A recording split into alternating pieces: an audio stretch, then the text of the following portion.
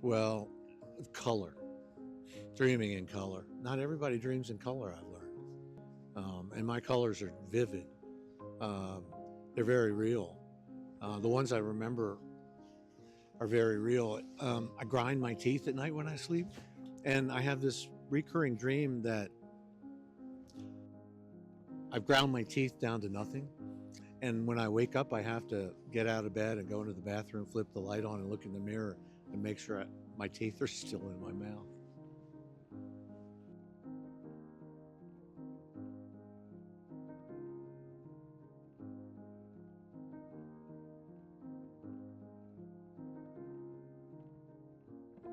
Do you usually remember your dreams, or did it tend to fade like pretty quickly? That's an interesting question. I noticed as I get up in years, um, I don't remember them as much.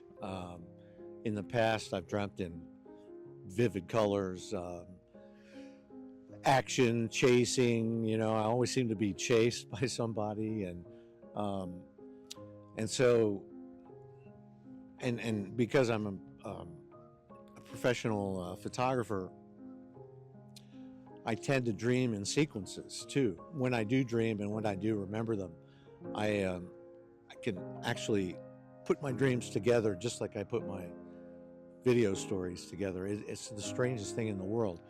But I found that I'm unable to do is when a dream stops or when a dream gets really good and I wake up, I can't get back to sleep and start it again.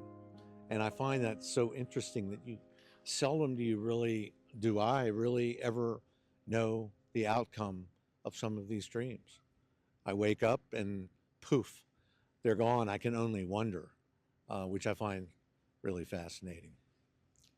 You said one of the recurring themes like in your dream is like running from someone. It's weird, and it might have something to do with my job, but I'm always being chased. I feel like Wile E. Coyote and the Roadrunner or something like that.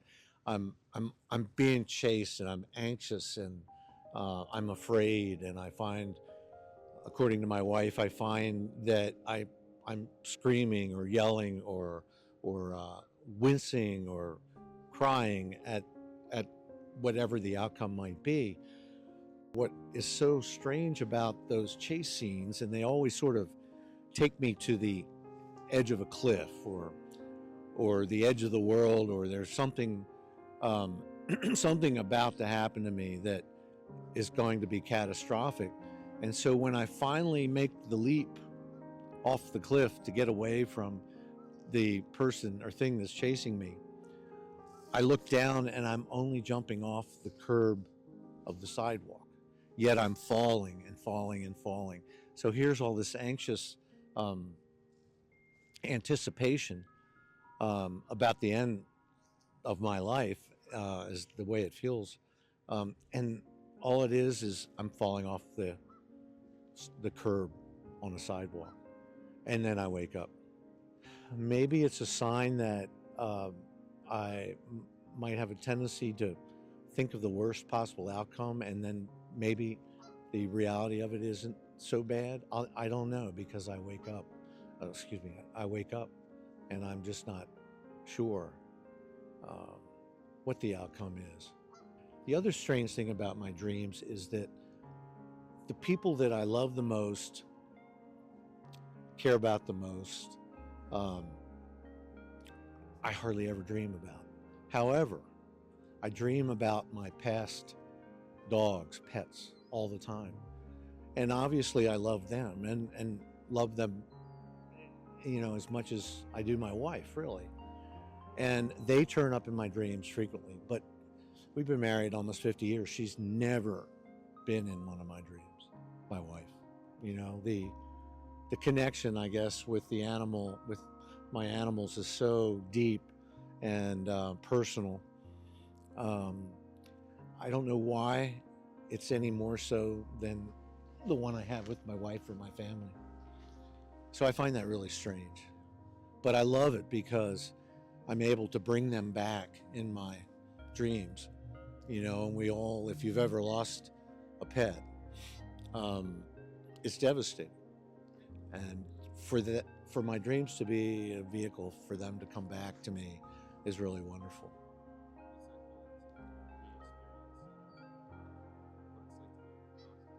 Well, I mean, I can tell you that the very first dog I had, uh, my freshman year in college, she lived to be 16 or 17. She knew more about me than anybody on this planet. I confided in her everything in my life.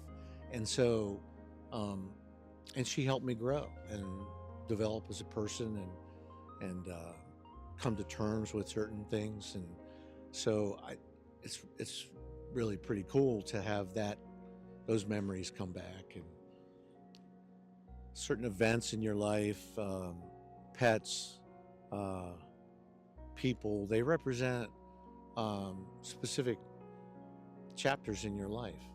And therefore, they mean something different to you because you were a different person in each of those chapters of life. You were growing and developing, and so they represent those periods in your life that uh, are unique.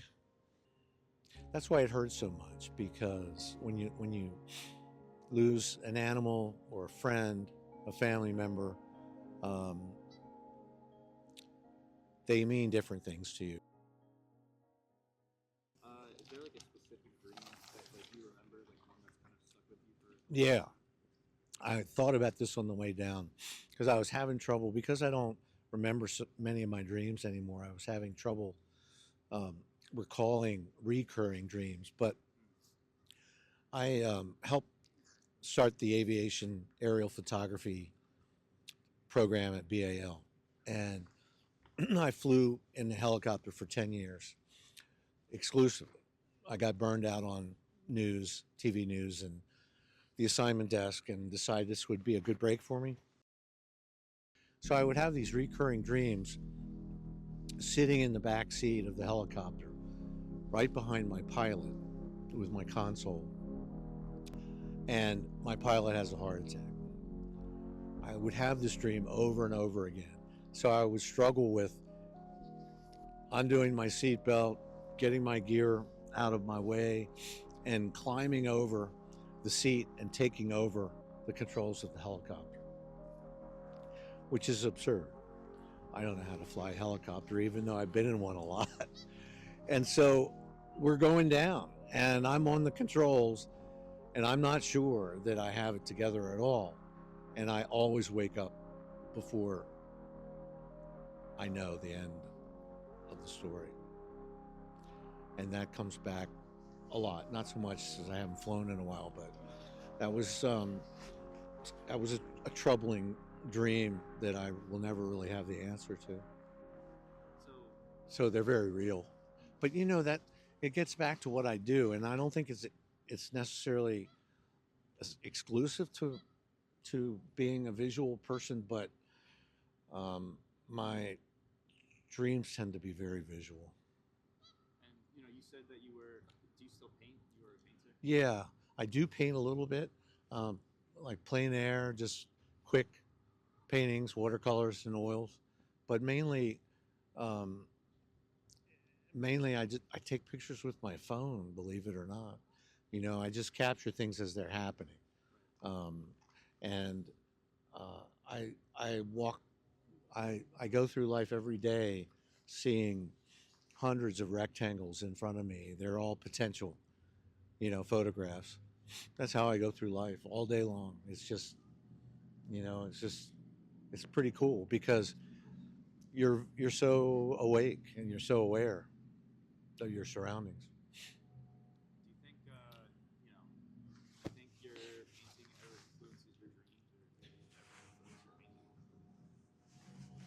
I do because um, I think my dreams are a reflection of how I see life, and so I think they go sort of hand in hand.